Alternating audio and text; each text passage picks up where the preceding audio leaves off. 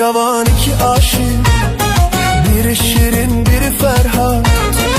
İki xəstə iki məsuk, oldular əsir səyyar. Qızıl gül kimi solublar, niyə pərişan olublar? Ürəyim onlara yandı, məni öz yadıma saldı.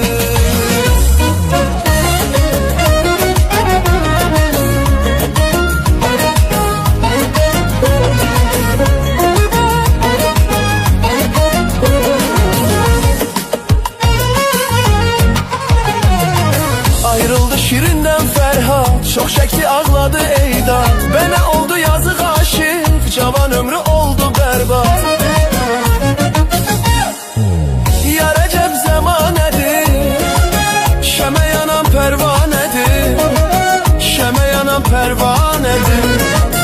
Niyə bir vəfa insanlar bir-birinə biganədir, bir-birinə biganədir.